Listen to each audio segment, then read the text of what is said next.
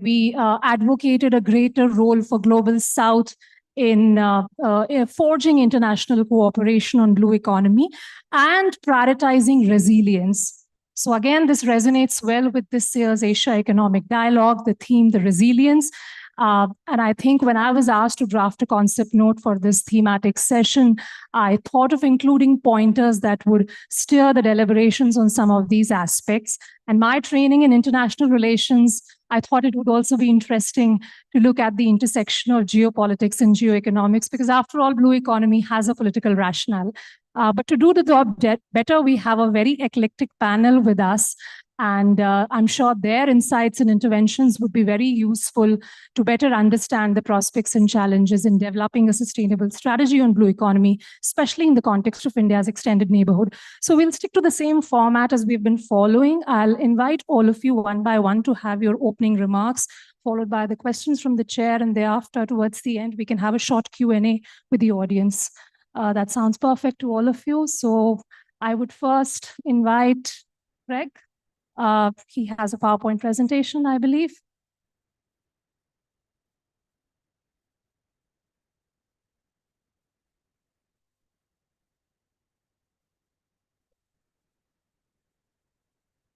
Well, good morning, everyone. I'm sure the PowerPoint presentation is up now. Let me start by thanking Ambassador, General, trustees of the PIC for the invitation to be here. And I'd also like to shout out to the team behind the administration of this event. To Geeta and Koina and Chinmay and Praneet and Athav and Yosh and all of the other members of the team, thank you for making me feel like I've been surrounded by a group of new friends for the past few days. I want to spend a few minutes providing an Australian perspective on the blue economy, telling you a little bit about the work that we do, and hopefully then end on a slightly provocative note. So everyone's talking about the blue economy, and they're doing it at multiple levels. They're doing it multilaterally and globally through organizations like the UN. They're doing it regionally through organizations like ASEAN, and they're doing it nationally.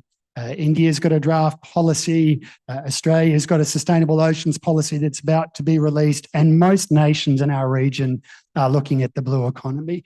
They all define it differently, but there tend to be two principles that underpin everyone's definition. The first is it's about economic activity that happens in or on or is driven by some part of the ocean. And as Mansi said, the second is about incorporating some notion of sustainability. When we look at Australia, 85% of our population lives on or near the ocean. And we have one of the world's longest coastlines. It's about 26,000 kilometres. So it's about 3.5 times the length of India's coastline, and it's about 20 times the size of Sri Lanka's coastline. So not surprisingly, Australia's ocean industries already make a very significant contribution to our economy. And like every nation, we have aspirations for that to grow. And there's clearly potential for that growth. So this slide, hopefully, if I can get it up. So this slide shows a little bit of work that my organisation's done, and it looks at the potential for offshore wind. And what it effectively shows is, notwithstanding there's not a single propeller spinning currently in the ocean in Australia, there's enough energy out there close to infrastructure and close to population centres that if you really wanted to, you could replace the entire Australian electricity grid with offshore wind, and you'd have more than enough power. And realising this potential is where my organisation comes in. We have more than 40 participants. They're drawn from 9 countries around the world, and they're really companies and governments and research institutions that collectively are trying to move sustainable seafood production offshore and generate renewable energy out there. And our work is really twofold. Firstly, we're trying to help build the policy and regulatory and governance environment that's necessary for future investment. And in many cases, that environment doesn't exist currently. So all of us could have a lazy $1 billion and want to spend it on offshore aquaculture in Australia. And we go online and say, where's the permit to apply for? And there wouldn't be one because there is no regulatory framework. The second thing we do is we're actually in the water testing new technology and approaches. And that's very important. And I want to return to this. It's connecting policy and regulations with real action. So while on the one hand, we're working on Australia's new Sustainable Oceans Plan and regulatory frameworks, we also have wave energy devices in 2 places in the Indian Ocean. We're growing out temperature-tolerant strains of giant kelp in the Southern Ocean. We've got a novel fish pen design being tested in Singapore. We're the only organisation in Australia with permission to grow finfish in pens in national waters. And on March the 7th, I'll be launching our new hydrogen electrolyser. And the great thing about the blue economy is, of course, there's so much room out there. And this is the picture that we all tend to have in our minds whenever we talk about the blue economy, this great untapped field of opportunity where nothing happens. But as with all things, it's not quite that simple. So this is some work that was done in Belgium by one of our participants. Now, they have a 67-kilometre long coastline. And look at the complexity of integrating existing users of the ocean with potential new users of the ocean. The ocean is already very crowded, and there's a very complex web of users out there. So accommodating the aspirations of existing players while creating space and opportunity for new players is really challenging. And it's particularly challenging when you think about the interests and activities beyond national jurisdictions. So this is one of the reasons why under UNCLOS, we've recently had the BBNJ, biodiversity beyond national jurisdiction. And it's also an issue that's very live in the moment in the context of seabed mining. I want to finish my brief introductory comments by just talking about a few of these key challenges I see, because like all challenges, they represent opportunities. Deploying a new offshore energy project of any scale requires a big industrial port on an almost dedicated basis. We don't have any to spare in Australia. Government consent is difficult and time-consuming to obtain, and in some cases, as I said, there is no consenting framework in place at all. Offshore solutions require offshore engineering and technology and the supply chain to match. But in a country like Australia, which has a very small economy, we can't possibly generate all the innovation and all of the manufacturing capacity that's necessary to do this stuff commercially and at scale. And climate change is fundamentally changing the operating environment. The water is getting warmer, it's getting higher, it's getting more acidic, and it's holding less oxygen. And that poses fundamental challenges to existing operators in the blue economy. And then there's this final challenge, the challenge of personal ownership, because at the end of the day, the ocean really is the last global commons, and we all feel a sense of ownership with it, and we all feel a sense of affinity towards it. And at the end of the day, economics is actually about the behaviour of individuals. So going forward in the blue economy, we need to be really cognizant of the way people feel about the use of their oceans. There's a great opportunity for collaboration on all of these issues. And I've been struck when I read India's blue economy policy on the way over about the number of these issues that I've nominated that are also nominated in the Indian context. And we have platforms for collaboration. There's any number of bilateral and multilateral agreements in place between individual countries and multiple countries, which in theory should provide a platform. So let me end on a slightly controversial note. So one of those agreements I read about today is the Australia-India Indo-Pacific Oceans Initiative collaboration. Now that focuses on marine ecology and the blue economy. And of course, it's also consistent and overarched by the Quad, or I haven't read the paper today, it might be the Triad for all I know. But here's the thing. I work in the blue economy in Australia every day, and I run an organisation that is full of deeply committed, deeply influential people in the blue economy space, and none of us have heard of this agreement. And this is so often the case in the ocean space. Then at any number of bilateral and multilateral agreements with great ambitions that could be used to provide platforms for collaboration, but they are not connected with the industry and other users that are actually out there in the ocean every day undertaking activity. So my great plea for all governments as we go forward is please, when we negotiate these bilateral and multilateral agreements with the best intentions in the world, let's make sure we include the people that are actually out there on the ocean who will actually be the ones that drive growth of the blue economy. Thank you. Thank you. Thank you, Greg. I think those were very valid points. And I'm sure when we come back for questions, that will be, some thought on these bottlenecks and challenges. I would now move to Subhashini Abhay-Singhe and invite her to share her insights on maybe to begin with Sri Lanka's, efforts and initiatives towards developing a pragmatic ocean strategy. So to Sri Lanka, the blue economy concept and the frameworks are very new to Sri Lanka. Sri Lanka does not have a national blue economy framework. But what I want to share with you, maybe quickly, some numbers in terms of how important the Indian Ocean and the ocean resources to the economy and livelihoods of the people living in the region. And maybe highlight some of the challenges we are facing today, and especially from a perspective of Sri Lanka. So to give some perspective, coastal and marine tourism is critically important for the Indian littoral states and island states of the Indian Ocean. And of all the tourism activities that is taking place, around 70% is actually related to coastal and maritime tourism, which shows how important it is for this region. And 15% of the world's fish production happens in Indian Ocean. And sadly, it is also a hotspot of in the IUU fishing, illegal, unreported, and unregulated fishing. And thirdly, I think Indian Ocean is increasingly becoming an arena of great power competition. And part of that is simply because of the importance of Indian Ocean for the global trade. Indian Ocean carries 50% of world's containerized cargo, 1/3 of bulk cargo, and 2/3 of oil shipments.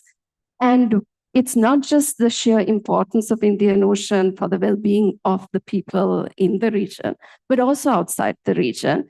And it is even more important simply because of the vulnerability of this traffic to disruption, mainly because of strategic choke points through which this trade flows. For example, the Hormuz Strait, which is a choke point, is a narrow sea lane, which is very vulnerable to any sort of disruption. It can be piracy, it can be tourism, it can be any other challenge. 1/5 of oil shipments pass through Strait of Hormuz, and we all know about the Strait of Malacca, where about over 90,000 ships go through every year. And these choke points create security and energy security and other economic security concerns, not only for countries in the region, but outside the region. And that is why it has become a hotspot for geopolitical contestation. And now I come to Sri Lanka, a country that is strategically located in the Indian Ocean, obviously because of its location closer to east-west shipping lanes and the close proximity to India, puts it at the forefront of this geopolitical contestation.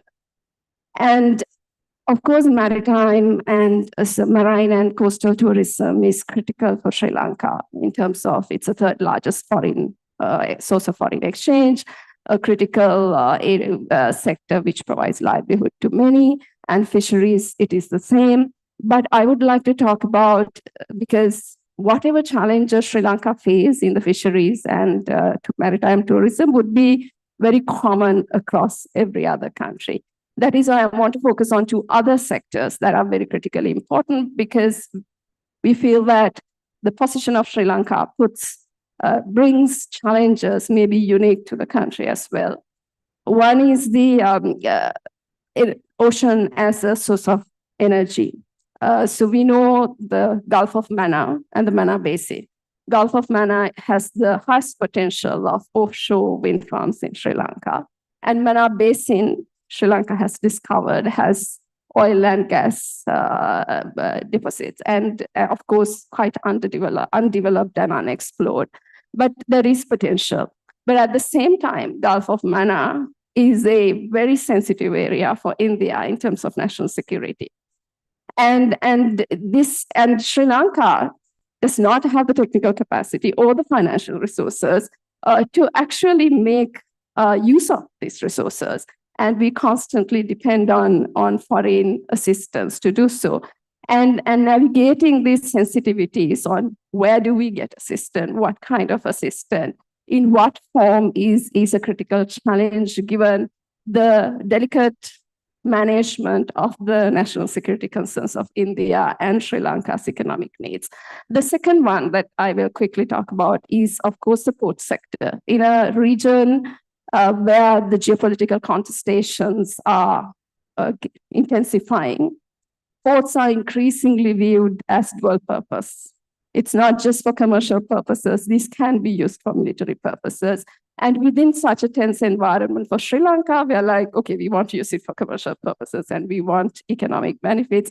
But within the environment we live in, there is growing fear of them being dual purpose. And for Sri Lanka as a transshipment hub in the Indian Ocean, managing these concerns and interests of major powers in the world against the economic priorities and needs of a small state island nation is a critical challenge that we need to sort of face and find ways to overcome. Is maybe we can discuss about some of the solutions in the rounds to come. So I'll just leave there my opening remarks.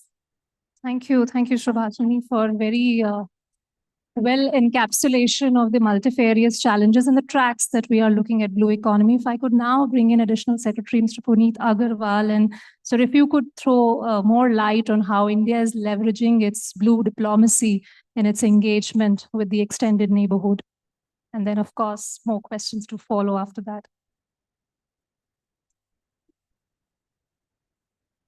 Very good morning to all of you. At the outset, let me thank Dr. Mashelkar and Ambassador Bambawale for giving me this opportunity to be part of this distinguished panel here, and also organizing this conference in such a beautiful way. I would like to take all of you back in the past. Almost around 10 years back, Prime Minister had undertaken a visit of the countries in the Indian Ocean region. And this was to Mauritius, Seychelles, and Sri Lanka. And this was in 2015. And on the National Day of Mauritius, which is 12th of March, he announced the Saga Vision, which means basically security and growth for all in the region. And this has been the basis for our policy towards the states in the Indian Ocean region, and especially the small island developing states. We do say them as small island developing states, but we must remember that these are in true sense big ocean states, because they have a large exclusive economic zone, which is basically disproportionate to the size. So we're looking at our extended neighborhood, where we have these big ocean states with which we are engaging with. And we have to keep in mind that these ocean states have very limited awareness about the maritime domain, and not only very limited awareness about the maritime domain, but also very limited capacity to exploit their marine resources. So keeping these in mind, we have taken foreign policy outreach to these countries to see that how we can help them in this area. At the same time, we must also look and see that both COVID-19 and the Ukraine and the Middle East economic crisis, Middle East crisis have basically converted these island states into fragile economies. And this has also impacted their own capacities to see how they can exploit their marine resources, and therefore they have been now dependent on external players in the region to take forward their economic growth. As far as India is concerned, I would say that our focus has been on three issues. One is that we have to enable these countries to ensure that they have better awareness about their own maritime domain. And this we have been doing through training, capacity building, and building the necessary infrastructure in this country so that they can have an effective information about their own maritime domain. Second, what we've been doing is that we've been providing them with various assets so that they can effectively monitor their marine waters. And this is very important for them to have a better understanding of what is going in their marine waters. This we have been doing through various initiatives, through exchange of information, through white shipping agreements, through placing their officers in the fusion center in Delhi, placing our own officers in the regional fusion centers, trying to have build the national maritime information centers and many other such initiatives which we have been undertaking in this region. And the third and the most important part is that we are trying to help them in sustainable development of their own marine resources and how they can exploit this marine resources sustainably while dealing with both traditional and non-traditional challenges, in particular the climate change related challenges which they are facing. So some of these areas where we have been helping them are basically related to renewable energy, to the fisheries sector, where we are helping them with fish processing units, and also trying to see that how they can also protect their own marine biodiversity reserves. There are also various other multilateral and plurilateral initiatives of which India is part and through which India has been helping this region. Two of these initiatives have been run by India. One is the Coalition for Disaster Resilient Infrastructure, where SIDS has been an important part of how we can use our knowledge as far as disaster resilient infrastructure is concerned to enable the small island developing states to develop infrastructure which is resilient in face of increasing challenges from climate change.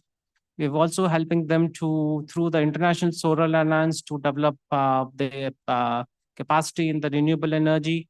We've been also using IORA, Indian Ocean Commission, Indian Ocean Tuna Commission, then our own regional initiative of Colombo Security Conclave, and to see how we can enable some of these countries to better utilize their marine resources.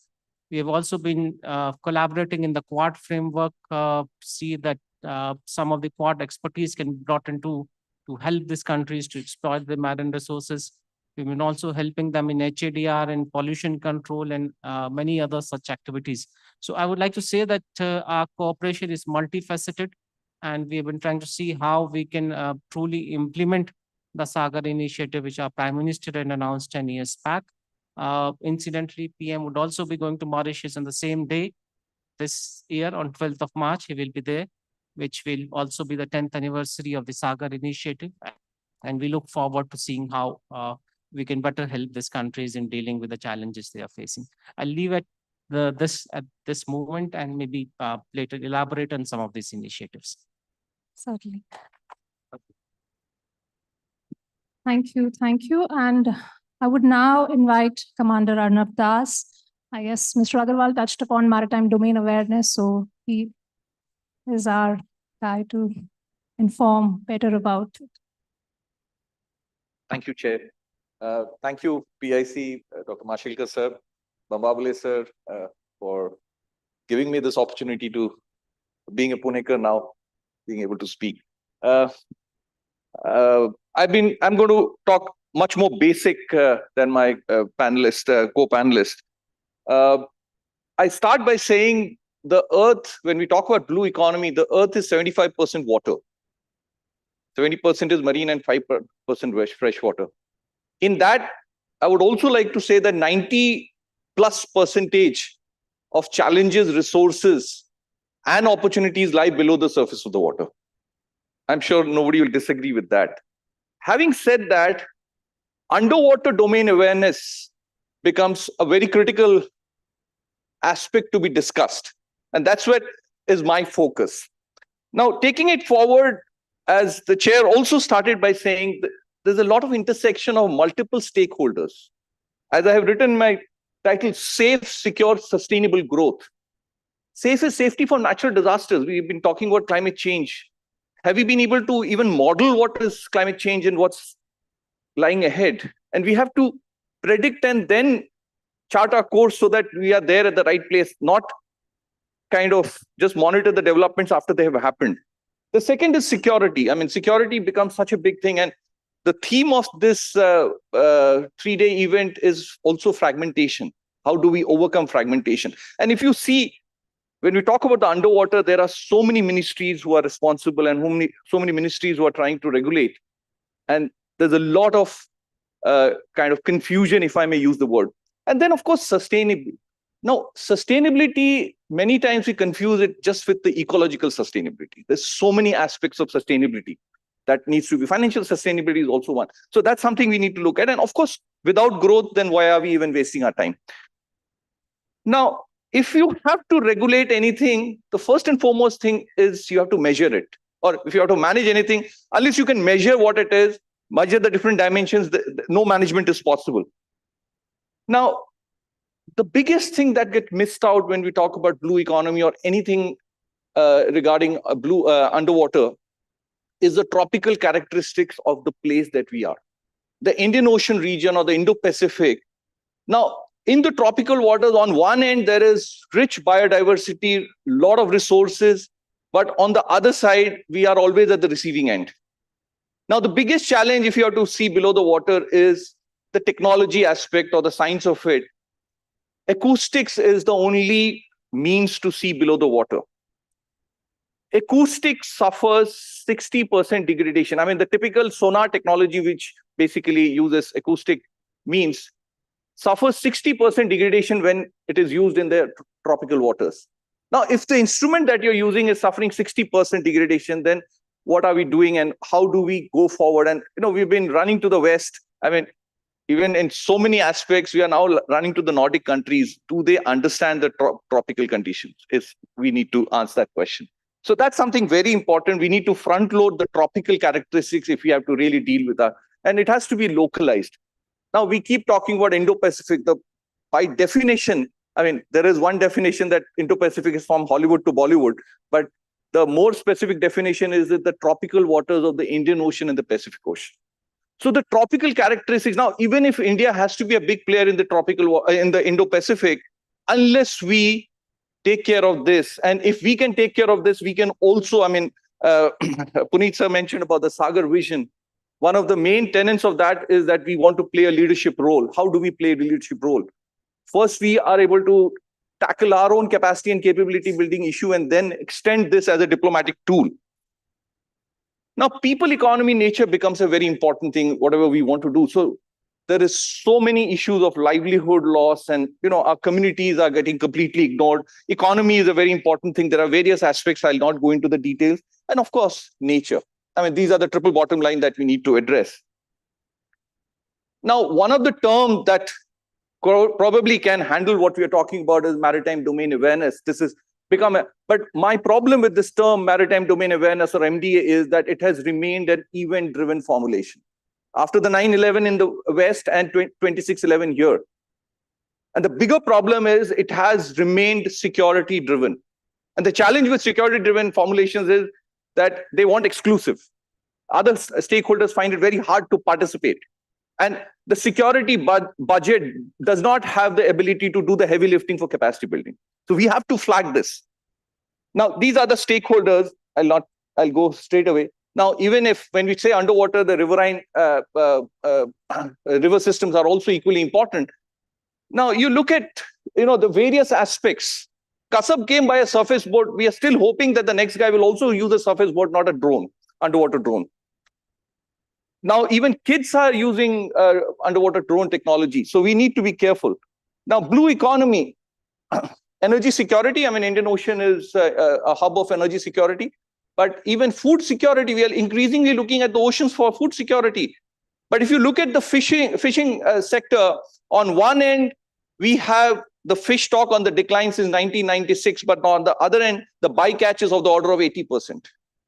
How do we rationalize this? It has to be underwater domain awareness becomes a very important part. And deep sea mining is such a big thing. 6 times more rare earth metals for EV is in the oceans. The various aspects, I think we don't have too much time, so I'll quickly go through just to give you a sense of how big this whole underwater domain awareness is. Disaster management. I mean, it would be too much for me to say that we can prevent a disaster to happen, but definitely with early warning, we can minimize the loss of life and property. Just to quickly, so science and technology. Now, Kiran Majumdar ma'am had talked about the science of it, and we have to focus on science. If we understand the science, then technology can be developed. But if you can't understand the science of the tropical waters, you can't do it. So when we talk about digital, I mean, everybody understands digital transformation is the only thing. But if your sonar is giving such poor performance and we continue to depend on the West for the sonar technology, I think we need to look inwards. So this is what it is. And how do we leverage AI? I mean, like even say IUU, I mean, a very quick example, IUU fishing is such a big problem. Illegal and unreported and unregulated fishing is such a big problem, and our communities are really suffering. I mean, the fish stock is terribly. So somebody gave an example of the ice hockey and basketball that, you go there, predict where the ball will be and chase it. AI can help you to find where the stock is, and those culprits will come there. So our security forces can be there. I mean, this is such a vast ocean, 3.7 million square kilometers. So there's so many examples we can talk about. Now, this is the framework. I want everybody to go back with this picture in mind. The four stakeholders represent the four sides of the cube. But the core is the acoustic capacity and capability building. I mean, as a nation, it has to be a whole of nation approach. Unless we can get the acoustic technology going for us, we cannot move forward. I mean, and all of them, the pooling of resources and synergizing of effort is such an important thing that we need to look at. If you look at the vertical construct, we have very little understanding of, globally it says that we only know 5%. So there's so much to be done. So if you have to have the bottom-up approach. Typically, we go to the West, get the technology, get the know-how, and get the framework also. And if there is so much of disconnect between, what the technology is giving us, 60% degradation of performance, it just doesn't touch anywhere. So it has to be a bottom-up approach, a lot of sensing, analysis, and then policy. Otherwise, it's completely disconnected. And this also shows these smaller cubes. I mean, we talk about demographic advantage. Our kids have a massive opportunity here. Every cube, we can divide it into 1,000 smaller cubes, and that is the startup opportunity. That is the research opportunity. That is the innovation opportunity that we need to look at. I mean, there's no time, but we can go on and on this. So marine spatial planning, my friend talked about MSP. Now, MSP, our EZ is going to be 3.7 million square kilometers. In the conventional way, in many organizations, people say we have to put sensors. So how many sensors can you put? So modeling and simulation is the only approach. And this, what you're seeing, we have built this up without going to the sea, for the larger thing. But of course, field validation has to be done. There are above water data like AIS, automated identification, aerospace data, and various satellite pictures are there. That should be used to build the underwater picture. And then a little bit of validation. Then only we can cover. The scale that we desire can only be done through modeling and simulation. It's a well-known technique. Senior people know it. So I think 2 more minutes, ma'am. Is it okay? Yeah. So now how do you go about acoustic capacity building? To see, to understand, and to share. To see is the sensor and the platform, whether it's an AUV or a surface platform, there's a lot. Now, when we want to accelerate, of course, we can definitely go to our partners in the West to get the hardware. This is the hardware.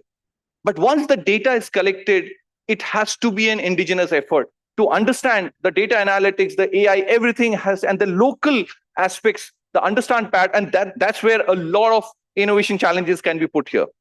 And the third is to share. Now, this is a very important thing. The real-time appreciation is so important. And most important, it has to be a user-friendly format. If it is a policymaker, he has the luxury of a big screen.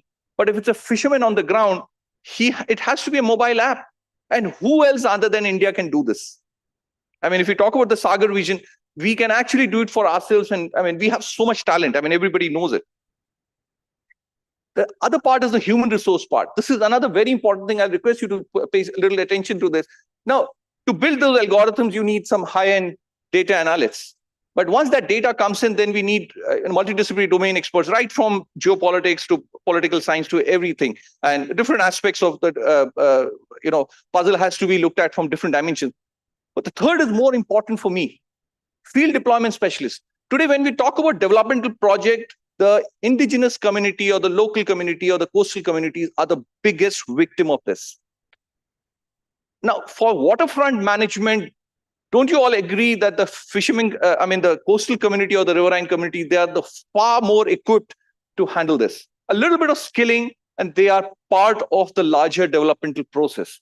Every big projects, they have to migrate, they have to run away, or they have been pushed out. But if we can bring them into the whole digital transformation process, this is such an easy thing to do. And they will, and now many times the migrants have no ownership of the local conditions.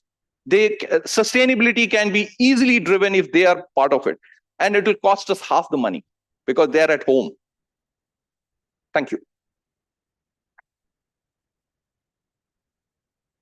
Thank you, Commander Das. I think that rightly echoed what Dr. Mashelkar pointed out in his inaugural address, how to leverage India's affordable excellence. So with that, we would now have questions for all of you after those very interesting thoughts that you all shared. I'll start with Greg, of course. Greg, Blue Economy talks about sustainable utilization of ocean resources, but somewhere it connotes different meanings for different like countries and even blocks for that matter. Like when we speak of global north, it is largely about oil spills and aquaculture and ocean health. When we speak of global south, it is about livelihood protection. It is about coastal communities, securing the low-income coastal communities. So especially like in case of Australia, as you also pointed out in your presentation, it is predominantly characterized by offshore aquaculture, renewable energy production. So how do we, like your thoughts on reconciling, we're talking of a synergized approach, how do we reconcile these different perspectives in order to have a much robust, well-rounded strategy on blue economy?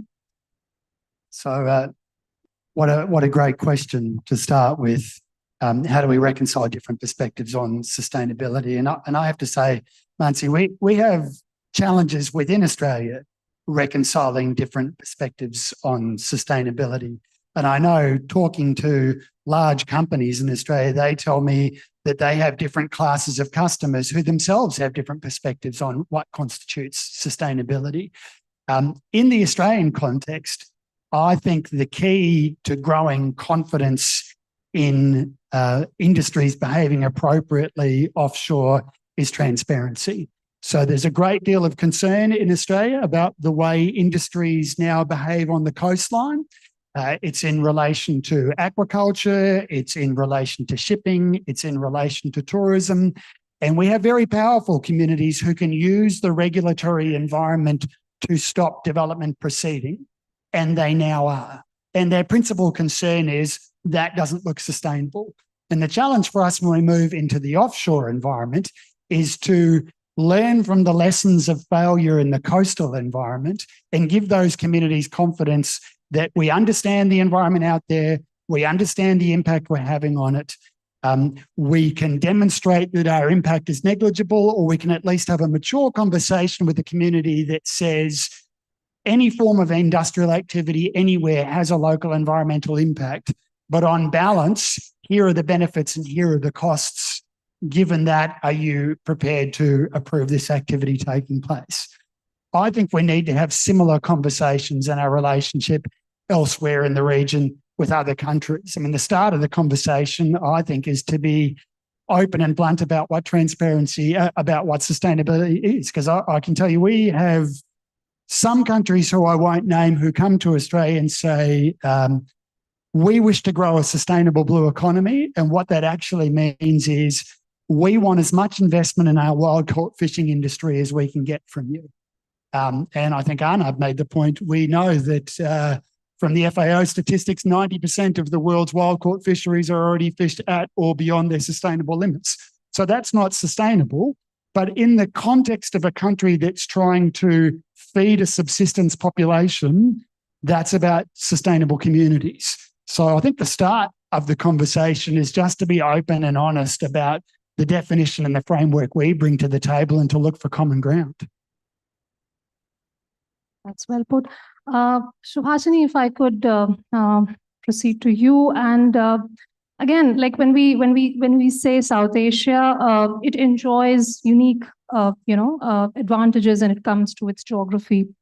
Now, but there are multifarious challenges as well when it comes to developing a blue economy or steering the blue economic growth in the region. So how do we align these different national pathways to industrialization? Because once we start the job at home, and then of course we can proceed and we can talk about leading the global efforts? Yeah, I think one of the critical factors about the blue economy is all of the activities we are talking about and resources are transboundary in nature, which means unlike what you do within your land area, what you do out requires enormous amount of international collaboration and cooperation.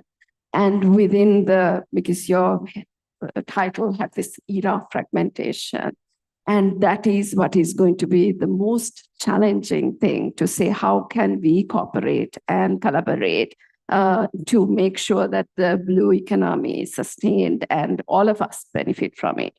Because without that, it's very difficult for any one of us to be able to solve these problems. And smaller countries like us are obviously with far less financial and technical capacity suffer the most in this fragmented world.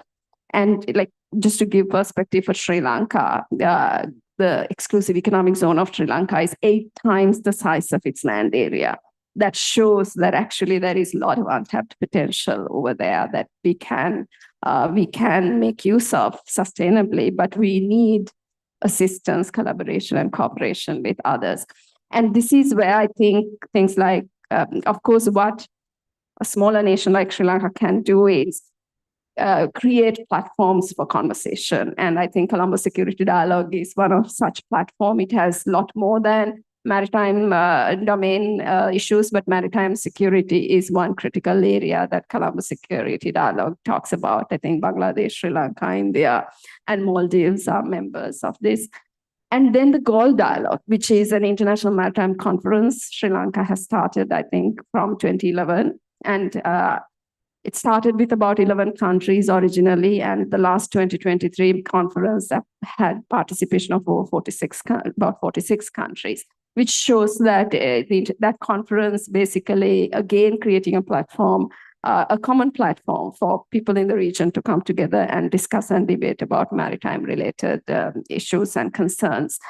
And outside that, one of the other problems that we have in South Asia is sometimes our differences and disagreements are more prominent and keeps us apart than bringing us together to discuss ways to overcome common challenges and common threats. And this is, if you compare with ASEAN and South Asia, for example, one of the critical challenges we have is we do not have a regional framework to work within. And SAC has been a sick child for a long time, but now it feels like it's dead and gone, right? And today we're talking about BIMSTEC. Can actually BIMSTEC be a regional framework?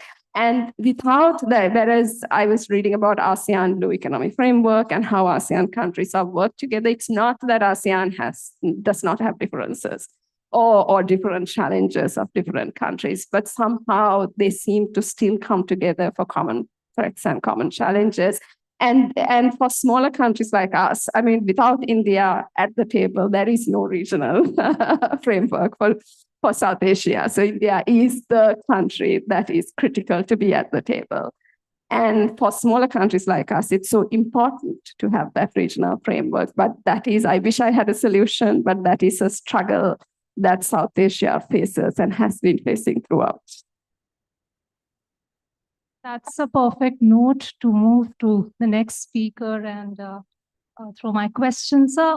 When it comes to small island states, very differing security perceptions with regard to China in the region. So how are we navigating the rough waters? And especially as Subhashini also mentioned, platforms like BIMSTEC, you also mentioned a lot of unilaterals and multilaterals that we are investing in. So how do we see this?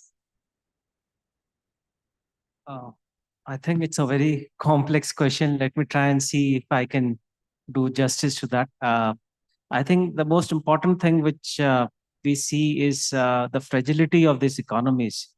And we see that quite evident in our neighborhood. And we know what the reasons are for the fragility and how they have been pushed into a debt trap. And what we see is that many of them have gone to the IMF program. It's not only Sri Lanka which has gone to the IMF program. We see in the past, Seychelles has gone there, Comoros, Madagascar, many in the eastern coast of Africa have been there, which have gone through this IMF program. Maldives is on the verge of going to an IMF program. So we see that they have very limited economic capacity to undertake developmental activities. And what we have been trying to push these countries is to realize that it cannot be a debt-driven growth. And what we've been saying is that as far as India is concerned, we would be able to help them in an economic growth approach, which is investment-driven. And if they can create a right economic environment, we would definitely encourage Indian companies to invest in these countries and see that they are able to go on an economic recovery path. What we've been also trying to do is that instead of extending lines of credit, we've been trying to convert most of our projects on grant basis so that we don't increase the debt burden and thereby thus push them further down the road.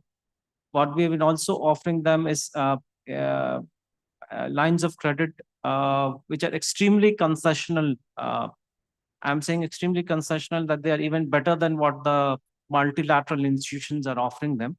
And thereby we, in a sense, we are combining both grants and lines of credit to ensure that the kind of assistance which we give to them does not lead to further debt stress in those economies. What we have also seen is increasing military activities in our region, whether it's in the form of research vessels, whether it's in the form of mid-sea refueling of naval vessels. We've also seen extensive research as far as the undersea domain awareness is concerned in our region. And what we believe is that such research is basically looking at deployment of naval forces, including submarines in our region. And therefore, this has been a very important issue for us. And that is what we have been trying to, in a sense, raise with our neighbors in our extended neighborhood, trying to make them understand that these activities are not peaceful in nature, and therefore any attempt to it could be a very simple OTR, but that OTR would enable in a sense, extending the outreach, extending the reach of such research vessels, and therefore this will not help in their own security, the security of India, as well as security of the wider region. And therefore, they should be extremely cautious while permitting such activities by giving them the access to the waters. So this definitely has been an issue of concern, and we have been trying to help these countries by enabling them to conduct such activities on their own, whether it's giving of naval platforms, aviation platforms, deputation of our experts, or even bringing their experts in India and training them on such activities. So our effort has been to ensure that it is the countries in our region are able to do these activities on their own, and the extra-regional plays are best avoided in our region. Okay, Commander Das, of course, maritime security and blue economy are interdependent, because when we speak of protecting our ocean resources, it requires safeguarding navigation routes and enhanced maritime surveillance and enforcement. Now, one of the key issues is that of information sharing, making sense of that information. Like when I was doing my research project on Gujarat's coastal security, I happened to visit the Information Fusion Center in IMAC at Gurugram, and of course, it was state-of-the-art technology before me. I could see all the vessels, but then there was so much of information, and how do we translate that information, make sense of all that information in order to really, and then of course there are issues of like limited jurisdiction of law enforcement agencies as well, that is a constraint. So how do we like address that aspect when it comes to underwater domain awareness and maritime domain awareness in that sense? I have to be diplomatic to answer that question, but I'm not a diplomat. But I'll take you on a little longer journey in that sense. In 2021, in the Quad summit at Tokyo, the leaders talked about data sharing, and they said for greater public good. Because the small island nations, developing nations, have a huge problem. There are a whole lot of HADR issues and everything. And all these multilateral forums, it doesn't excite the small island developing nations. I mean, they feel that it's just not for us. And, so to basically counter that, there was a declaration on sharing data. So there were two things that were announced. One is the Indo-Pacific Economic Forum, and the second was the data sharing. Now, a lot of experts have written on it. There are two aspects to it. Now, data sharing sounds very good. But what is the mechanism for data sharing? I want data. Does it come to my mobile? It doesn't happen so simply. So what is the mechanism? The mechanisms are these 8 centers. IFC IOR is one, and there is one in Singapore, Solomon Island. There are 8 such centers. Now, if you look at the construction of these centers, they're all military driven. Now, my question is, does the military understand what is greater public good? Does the military understand what does a fisherman require, what the community requires? What are the what is the format of data? And now to a fisherman, if you say the temperature is going up or down or salinity is going up, it just doesn't make any sense. Even, let me take you even a step further. Now, even if it's a shrimp farmer, he is only interested in a particular subspecies of shrimp. Unless he gets an information of that particular thing, that data has absolutely no relevance to him. So that's what I was telling you about the data share part. I mean, to see, to understand, and to share, it has to be highly customized. So where is this mechanism? So this is one criticism that people did. The second was that Hawkeye 360, and there are certain, companies in the West, I mean, the whole capitalistic system where they've invested significantly on, satellite data and various data acquisition. Now, this is an return on investment. I mean, this is all that is there in the literature that I'm saying. So how does this excite the smaller countries or the communities who are suffering, right? So these mechanisms have to really translate it to the ground. And, these are some of the mechanisms. Like, we have so many people getting into drones, so many people wanting to do this or that. But does it fit into the larger macro picture that we want to create? Unless that is so, then most of these efforts will never be able to combine to give us the bigger picture. So we need to, when we talk about innovation, we need to look at the larger puzzle. I mean, what is the larger global issue that we are trying to sort out, and what are those micro things? I mean, probably the framework that I discussed, what should be the policy intervention, what should be the technology intervention, and most importantly, what should be the capacity and capability building that we need to look at. I mean, I'm very sad to say, as we talk today, there is not a single academic institution in this country which teaches acoustics as a subject. We have 11,800 square kilometers. Earlier, we used to talk about 7,500. It's 11,800 now. 11,008 square kilometers, not square kilometers, kilometers of coastline. And then multiply that with, if the International Seabed Authority gives us permission, then it is 350 nautical miles of EZ. So that is the area that we are talking about. Now, presently, the maritime sector is only contributing less than 4% to the GDP. We have such a huge opportunity. So there's so much more to be done. I hope that answers your question.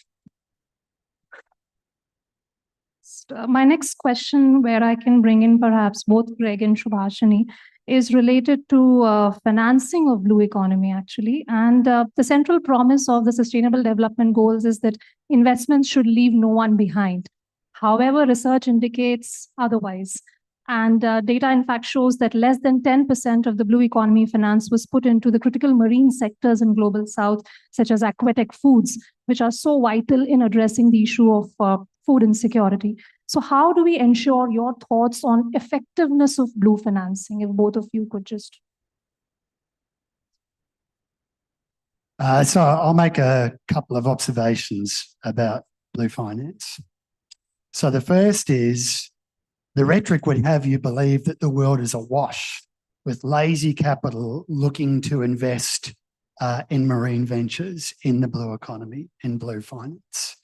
But actually, if you talk to people on the ground, that is not the case. Often it's not the case because, and this is characteristic of the valley of death in every country that tries to take great ideas from proof of concept to commercial application, it's very difficult to achieve scale. It's very difficult to achieve scale on a reef restoration project in Indonesia to attract blue finance. It's very difficult to attract commercial scale on a wave energy converter that's been designed in Australia that needs to compete with the wind sector. So there is finance, but it's looking for very large projects. And to date, in the blue economy, we haven't been able to generate those of sufficient scale to attract that capital investment. The other thing I would like to talk about is a lot is made of concepts like blue bonds. But at the end of the day, one of the principles that underpins a bond is there's a return. And when a lot of countries talk about blue bonds and blue finance, what they're talking about is untied investment in aid. And we do that in Australia too. So this is not a criticism, it's just an observation that I don't think the language we use in blue finance is particularly helpful. And I think it's misleading to think that there's a great deal of money ready to pour into small scale projects, because it's the case with small scale projects in any sector anywhere in the world. If you can't achieve commercial scale, and a lot of these projects can't because of where they are and what they're focused on, it's very difficult to liberate serious investment. So I think for Sri Lanka, this is a critical question. Just like I said, we are just coming out of a debt crisis, and there is very likelihood we'll go into another also if you don't really solve many challenges we have.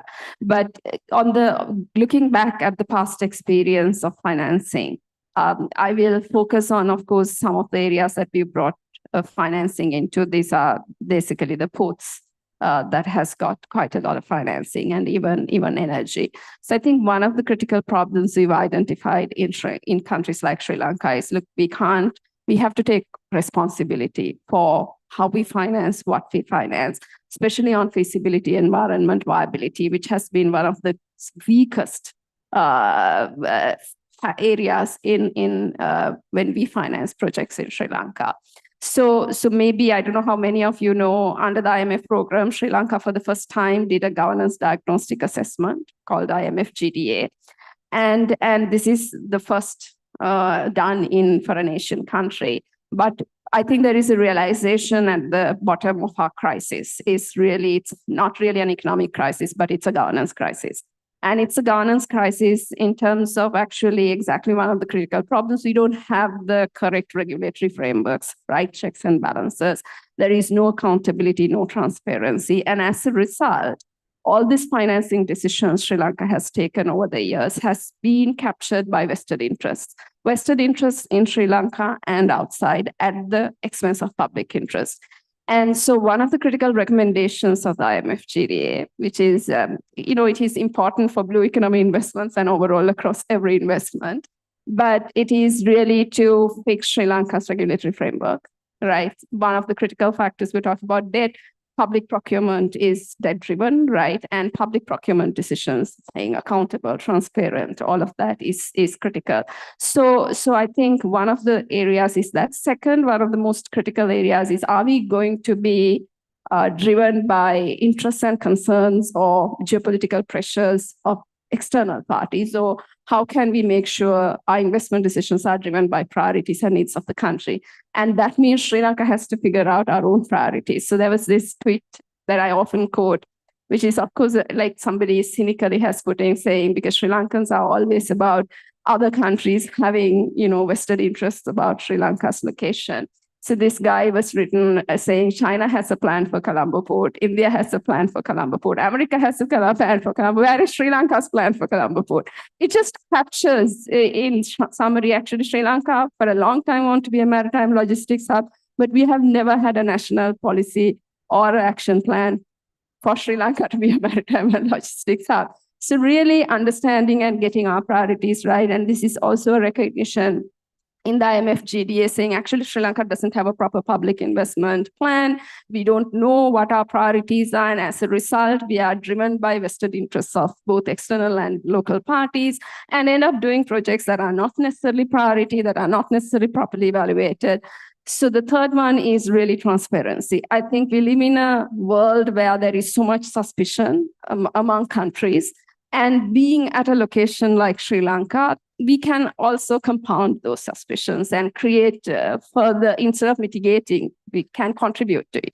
So transparency remains critical about our engagements, whether it's China, whether it's India, whether it's America. So what we are saying is we have a Right to Information Act, which is very powerful, which was passed in 2016, unfortunately, which requires Sri Lankan government to disclose extensive information proactively to people about the agreements, the contracts, even if it is public-private partnerships, what incentives are given, what unfortunately the compliance remains low.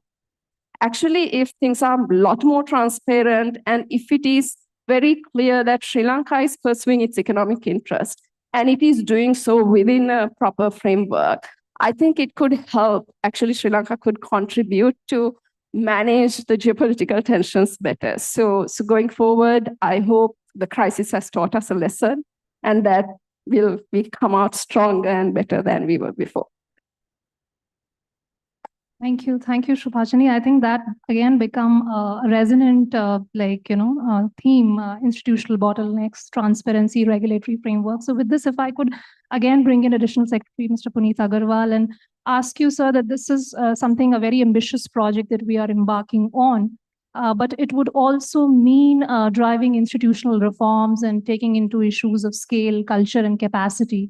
So how do we bridge this gap, from an Indian point of view, how do we bridge this gap between global expectations and local reality? I mean, I'm also referring to one of the comments that was made in a previous session where we did mention that we need to create the right ecosystem to facilitate all of this. So your thoughts? Yeah, thank you very much for this question, because this is one area which we have been taking very seriously. And we have this National Center for Good Governance in India. So what we are doing is that we are using that National Center for Good Governance to expose the decision makers in these countries to what India has done in these areas. So like we have a agreement with Maldives where we have already trained 1,000 of the civil servants and exposed them to the various initiatives which Government of India has undertaken and which have been highly successful. We have renewed that agreement with them. We similarly recently signed an agreement with Sri Lanka where 1,500 of the civil servants will come to India over a period of 3 to 5 years. And they will get exposed to various initiatives in digital public infrastructure, some initiatives like Gati Shakti, then how we do maintain our land records and customs and many other things. We do have similar arrangements with Mauritius and Seychelles, and we are trying to do same with Madagascar and Comoros. So what we are trying to do is that through this, we are exposing them to some of the governance practices which are there in India and which have been very successful. And through that to see if they wish to, in a sense, wish to replicate similar initiatives in their own country.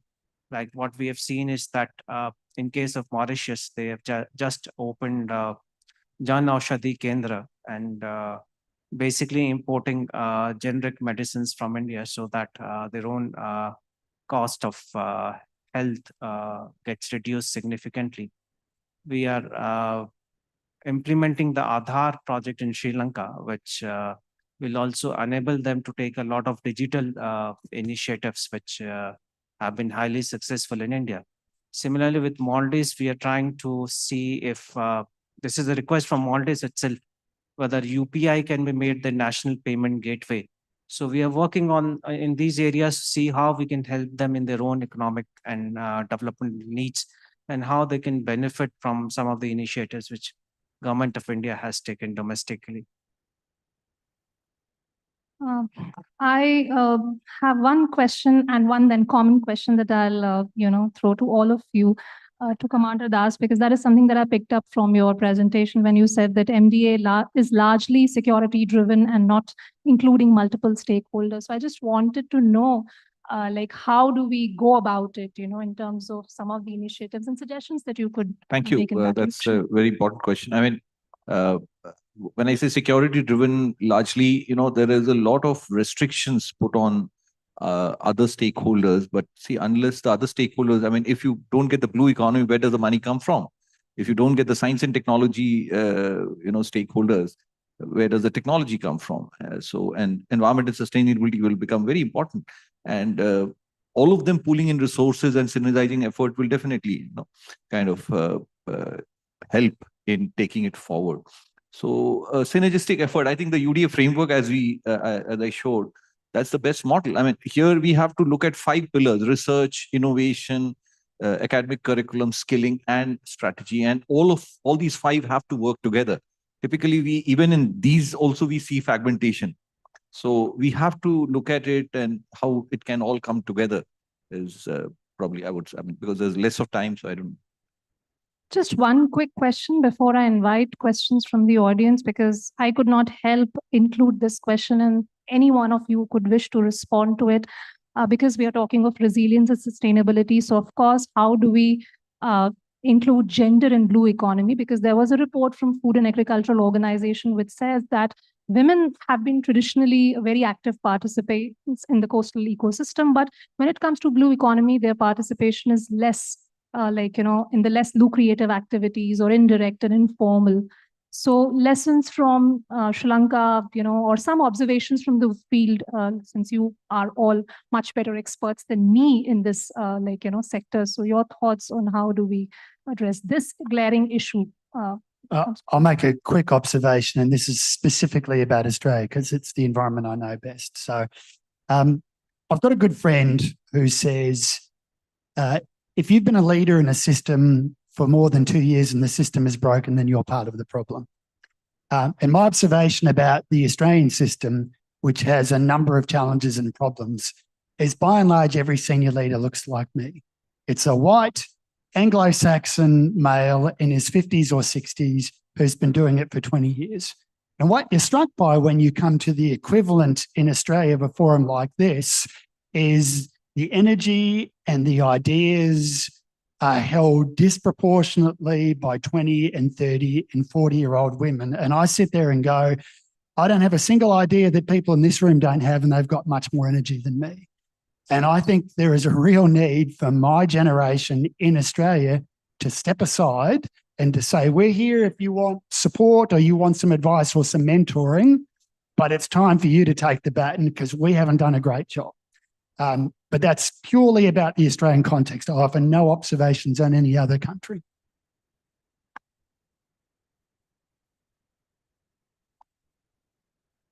We normally in our projects in our neighborhood, we do go by the priorities and the developmental needs of our neighbors. And definitely women empowerment is one area where Prime Minister has a special focus. And he does again and again tell us that this should be an area where we should help other countries, where we ourselves have very good examples of how women empowerment has taken place in India. And I would not get into the blue economy, but the white revolution which happened in India is a very leading example of that. And this was something which we are trying to see if we could do in Sri Lanka by developing the dairy sector and see that in some way the Indian cooperative movement in the dairy sector is replicated in Sri Lanka, and the women in particular are helped by that. Thank you so much. The clock is ticking and I was just making sure we are on time. So just one question from the audience. Okay, 2 questions? Okay, fine. One from this side, one from a lady, and one from here, if I can exercise my right as a chair. Okay, Thank you. So thank you for the insightful session. My name is Mugdha Satpute. I have a question from international law perspective and regional collaboration. So what are your views on the loopholes in the United Nations Convention on Law of the Seas and ambiguities in its interpretation, which are used by nations for their selfish interest. For example, in a marine conservation, Australia has a strong approach towards scientific research whaling, and as well as maritime sovereignty of nations, wherein India, Sri Lanka, and Australia are facing issues in their neighborhood. Thank you. You can also have the second question and then we go for the responses.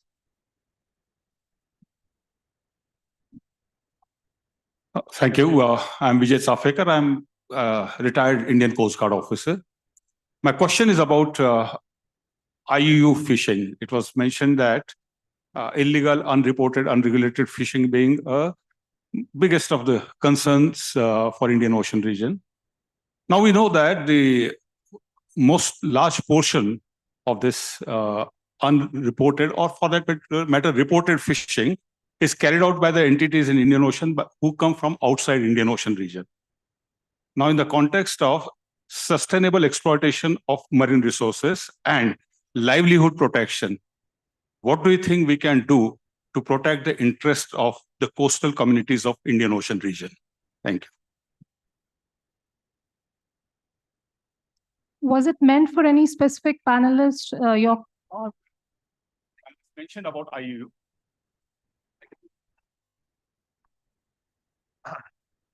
I think even UNCLOS, I'll just quickly mention.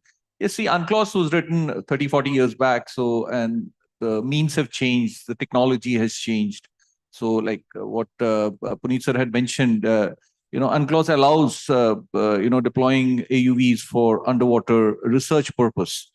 But that research purpose, how do you define what is the end use of that research purpose? I mean, somebody may say, you need like MH370 when it fell into the sea and the search team had to start. It took them 1 year to first develop charts of the right resolution so that they can deploy AUVs for the search. 1 year. And in the Indian Ocean, we still don't have that data. So that is, but now, like what sir said, that Chinese research ships are coming. Now, once that they get that data, now AUVs can be deployed for research, for finding minerals, even for military purposes. So it's a very thin line. How do you define that? So now UNCLOS has to kind of look at, like now, if a submarine in international water should not be submerged, now how do you deal with AUVs? Or there are much bigger UUVs that are there. How do you deal with them? So there's a lot of gray area. So of course, international community has to get together. And then also, the relevance of UN is also being discussed. So I think I'll leave it at that. So talking about the IUU fishing, this is a multi-layered question. So one is the technology and the means and the capacity of our regulatory and the monitoring mechanism, right? We just came back after a field visit to Gujarat and Maharashtra. Now the whole coast also is divided between Marine Police, Coast Guard, and then Navy. So bigger ships is one aspect. Probably Navy is equipped and it has. But if you look at the coast, Marine Police came after the 2611. Now they don't have.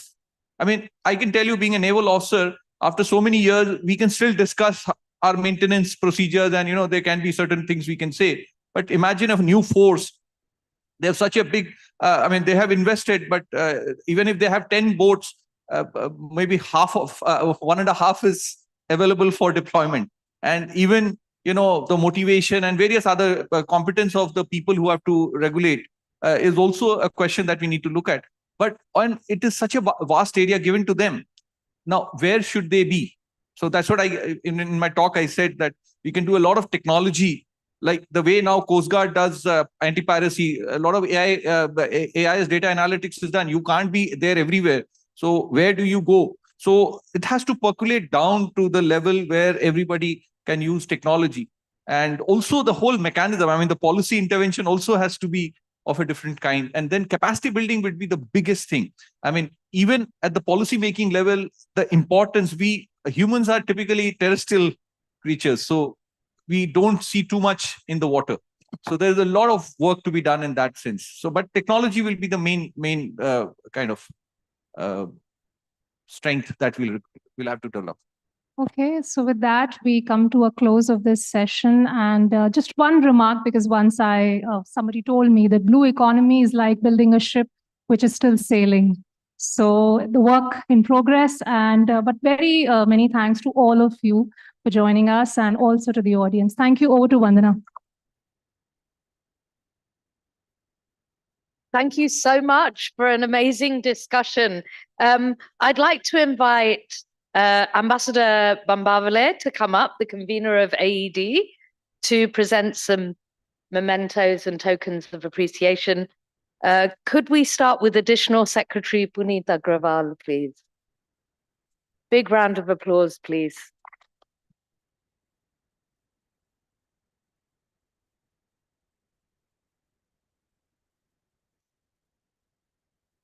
Dr. Commander Arnab Das. Oh, sorry. Okay. To Subhashini Abhisinkhya.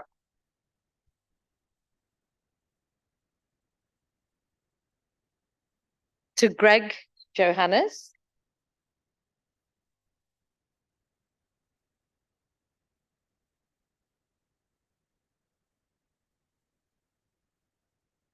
And to Dr. Mansi Singh.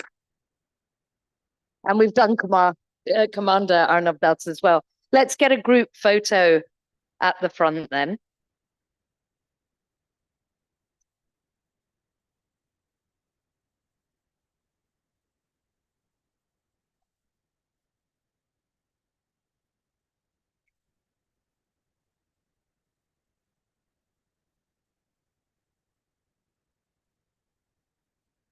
Thank you so much. If I could ask the ambassador to stay on the stage and to formally close this year's Asia Economic Dialogue, I'd like to hand over to Ambassador Bambavale, our convener of Asia Economic Dialogues 2025, for the closing and the vote of thanks. Please give him a big round of applause. Thank you.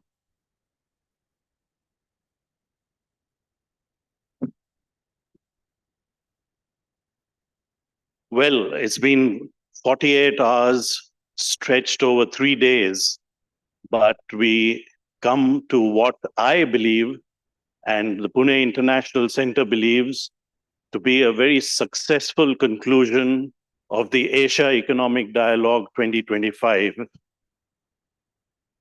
We discussed many important issues which animate not just people in India, but also animate people across the world, across the globe.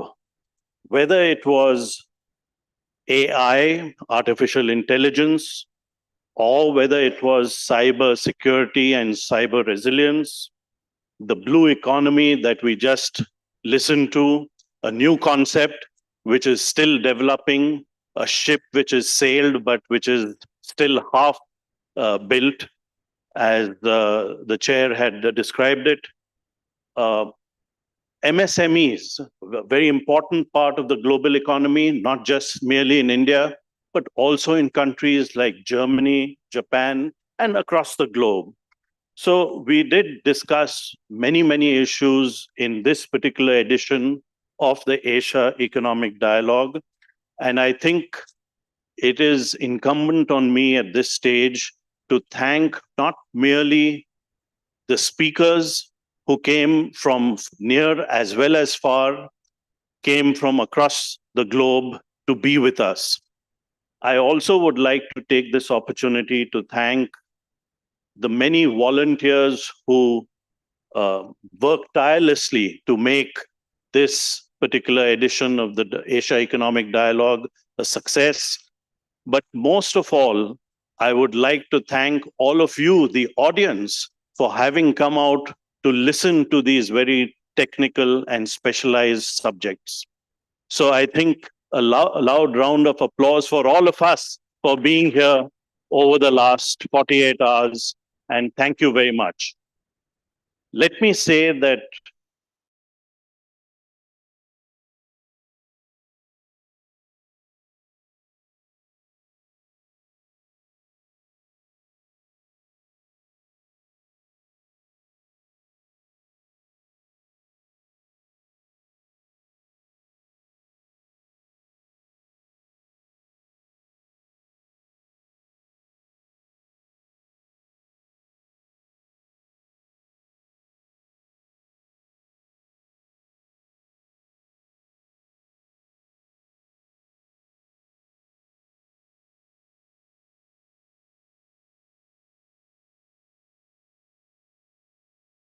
as well as for Prime